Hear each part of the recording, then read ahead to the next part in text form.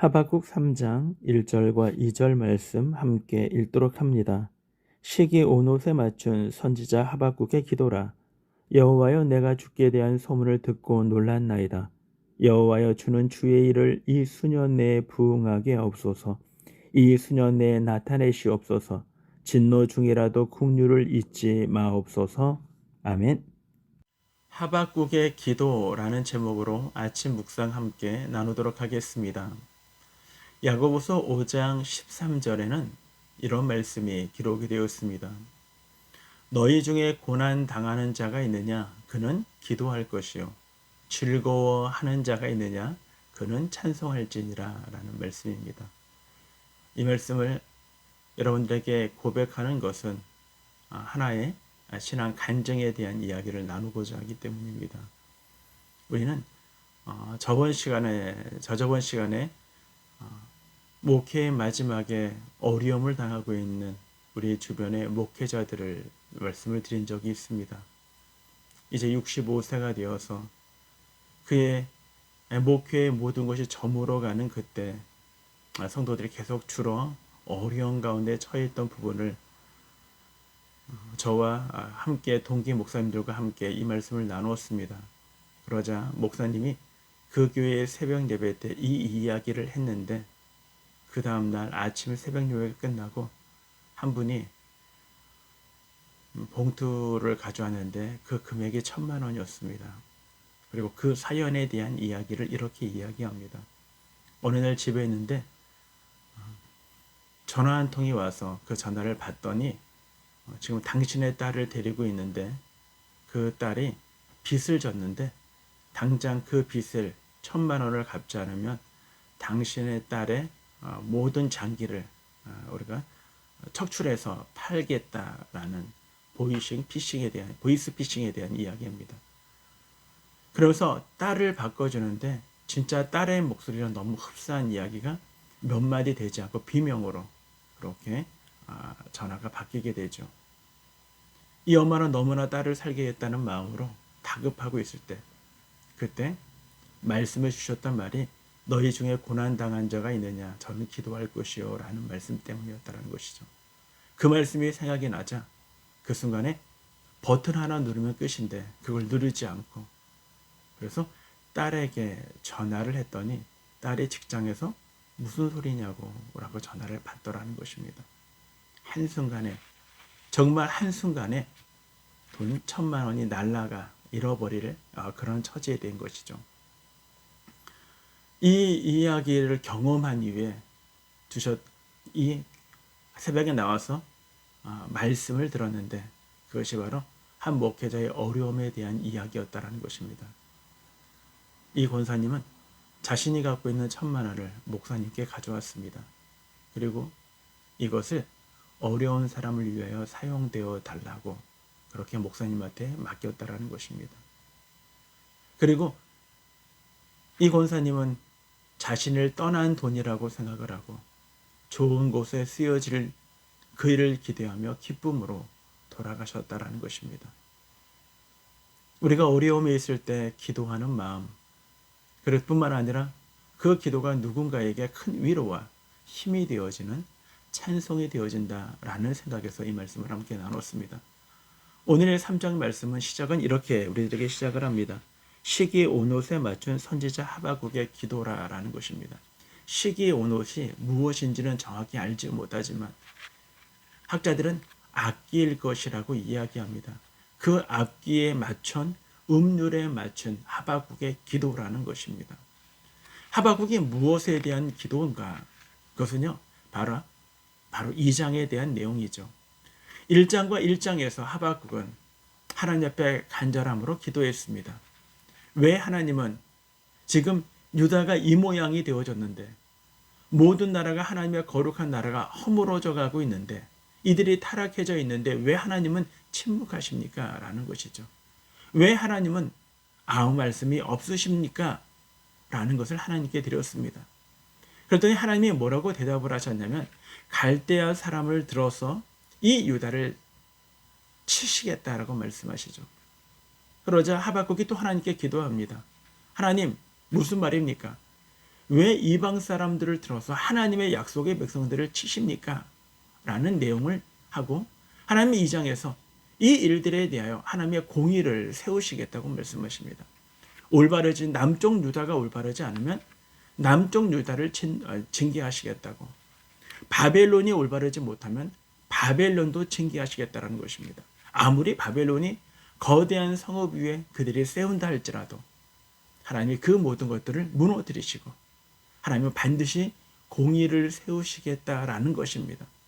이것이 2장에서 하나님이 응답해 주신, 대답하신 것입니다.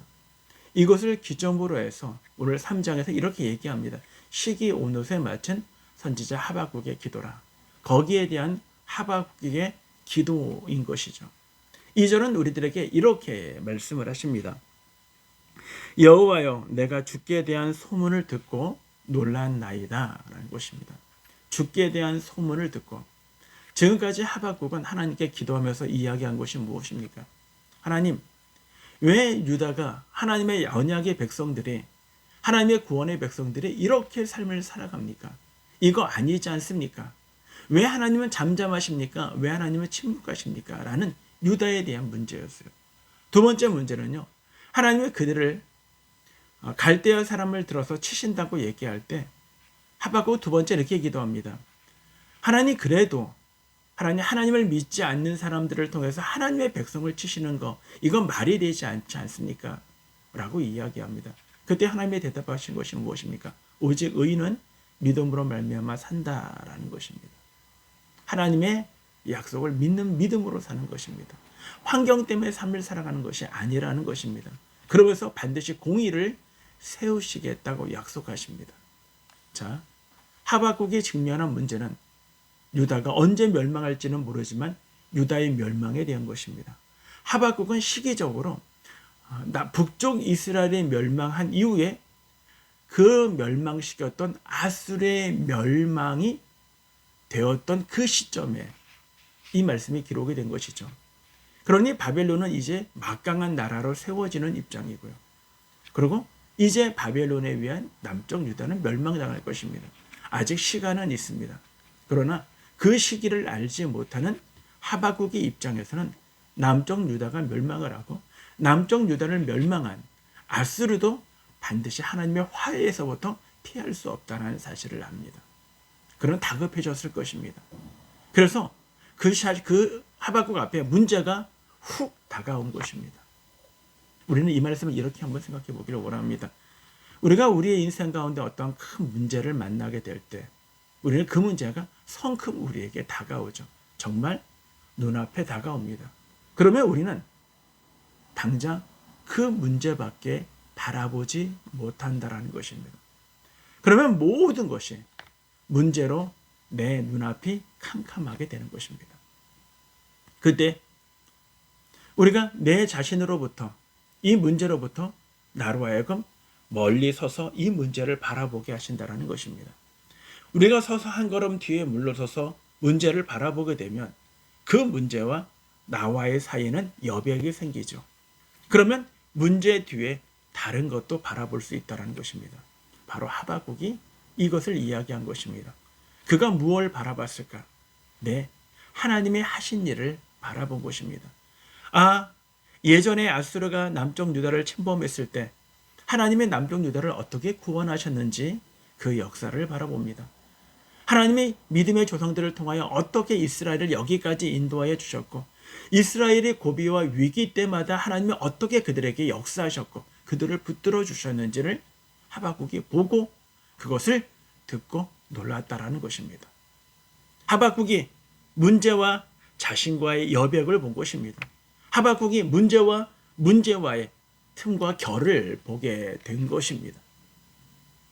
그러자 하나님의 놀라운 역사가 눈앞에 들어왔다라는 것입니다. 하나님의 놀라운 일하심이 그는 깨닫게 되어졌다라는 것입니다. 그때 그가 했던 것이 놀랐다라는 것입니다. 하나님의 행하신 그 일에 대하여 놀랐다라는 것입니다. 우리는 이 놀라움을 경이로움이라고 성경은 번역해 놓은 것입니다. 원어는 경이로움으로 이야기되죠. 자, 경이로움다라는 것은요, 우리는 누가복음 5장에서 베드로가 주님을 만났던 때를 기억합니다. 그는 밤새 물고기를 잡았지만 하나도 잡지 못했습니다. 힘겹게 들어와서 그물을 깃고 그물을 씻고, 그때 주님이 베드로에게 깊은 곳에 가서 그물을 던져라 라고 말씀하셨고, 그 말씀에 의지하였더니 놀라운 일들이 두 배가 잠기게 될 정도로 엄청난 물고기를 잡게 됩니다. 그때 베드로의 고백이 무엇입니까? 주여, 나를 떠나소서, 나는 죄인입니다 라는 고백입니다. 주님과 자신과의 거리를 알게 되었습니다. 이분은 내가 함부로 대할 수 있는 그런 분이 아니라는 사실을 알게 되었습니다. 그러자 그분 앞에 경이로운 마음으로, 자신의 부끄러움으로 하나님을 더욱더 경이롭게 보게 된 것입니다. 아, 그렇구나. 바로 주님이시구나 라는 고백이죠. 바로 하박국이 그겁니다. 놀랍다라는 것은, 아, 그렇구나. 하나님이 역사적으로 얼마나 놀라운 일들을 이루어 주셨는데 왜 내가 그것을 알지 못하였구나 라는 경이로운 마음이 하박국 안에 들어왔다라는 것입니다. 그러자 하박국이 어떻게 기도합니까? 이렇게 기도합니다. 그는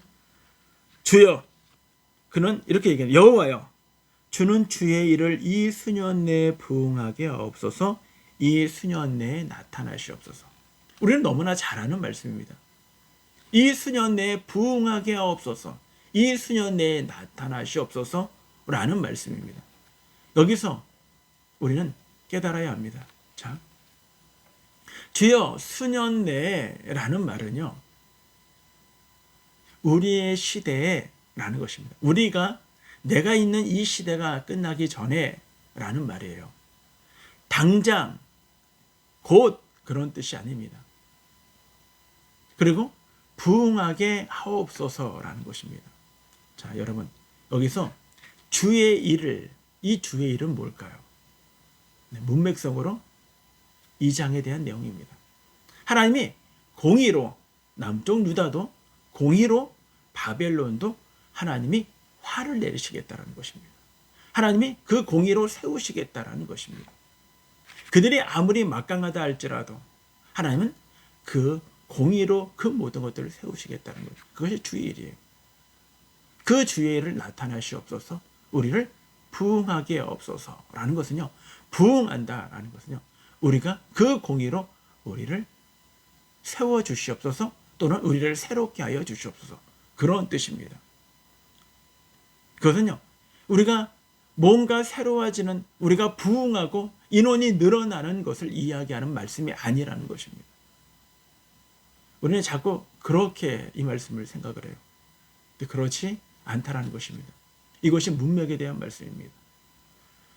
물론 말씀을 우리가 좋은 의미로 받아들이고 우리가 무언가 성장과 진보의 도구로 사용하는 것, 참 좋은 일 것입니다. 그러나 원래의 의미는 그렇지 않다라는 것입니다. 부응하게 없어서는 하는 것은 나타내시옵소서. 부응으로 나타나게 하옵소서. 하나님의 공의가 이 땅 가운데 일어나게 하옵소서. 그런 뜻인 것입니다.